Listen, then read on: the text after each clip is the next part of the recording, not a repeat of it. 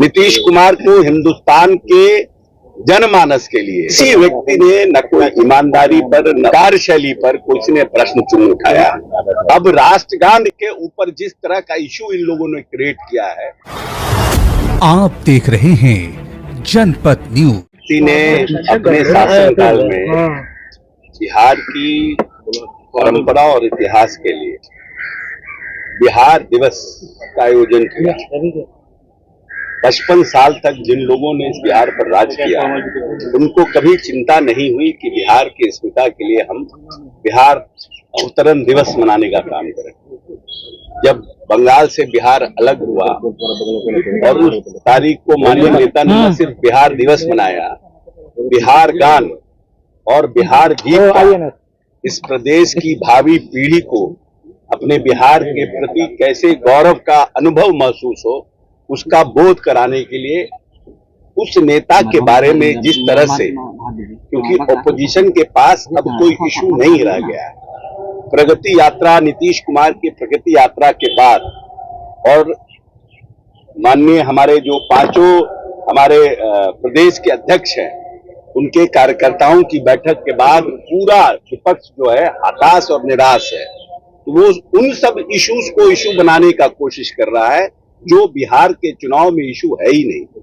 नीतीश कुमार को हिंदुस्तान के जनमानस के लिए भारत सरकार के केंद्रीय मंत्री रहे हों, बिहार सरकार के 20 साल से मुख्यमंत्री रहे हों, किसी व्यक्ति ने न कोई ईमानदारी पर न उनके कर्तव्य निष्ठा पर या उनके कार्यशैली पर किसी ने प्रश्न चिन्ह उठाया। अब राष्ट्रगान के ऊपर जिस तरह का इशू इन लोगों ने क्रिएट किया है, तो ऐसा लगता है कि नीतीश कुमार से राष्ट्र विरोधी कोई है ही नहीं। ये तो कभी कभी जाने अनजाने में कुछ घटनाएं इस तरह की हो जाती है, जिसका आदमी, ये बात सत्य है कि नीतीश कुमार के लिए और नीतीश कुमार जैसे नेता के लिए अगर जिस शब्दों का ये लोग प्रयोग विपक्ष कर रहा है, ये खुद जिसके थाली में 75 तो छेद है, जिनका नेता से लेकर के उनका पूरा परिवार किस तरह से भ्रष्टाचार के आखंड में डूबा हुआ है, वो लोग आज नीतीश कुमार पर टीका टिप्पणी कर रहे हैं। नीतीश कुमार के राष्ट्रभक्ति, नीतीश कुमार के प्रदेश के राज्य के प्रति भक्ति, राज्य की आने वाली पीढ़ी के प्रति उनकी संवेदनशीलता, इस पर कोई प्रश्न चिन्ह उठा सकता है? ये बिना इशू का इशू उठा करके नीतीश कुमार को नीचा गिराने का विपक्ष की साजिश है।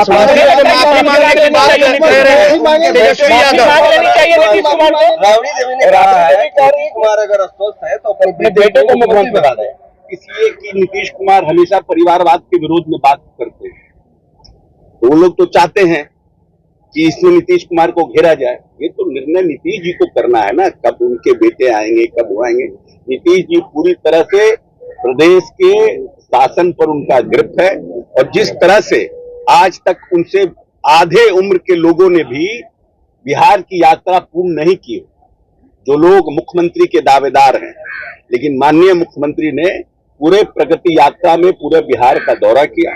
सभी जगह जिन जिन योजनाओं की आवश्यकता थी, जो लोगों का डिमांड था, उसको स्वयं विजिट किया और उसके बाद उस विजिट करने के बाद उन योजनाओं को उन्होंने कैबिनेट से अप्रूवल दिया। इससे पूरी तरह से विपक्ष हताश और निराश है।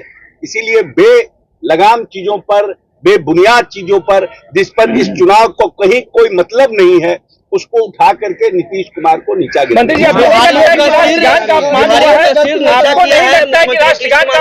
तेजस्वी यादव ने कहा है पूरा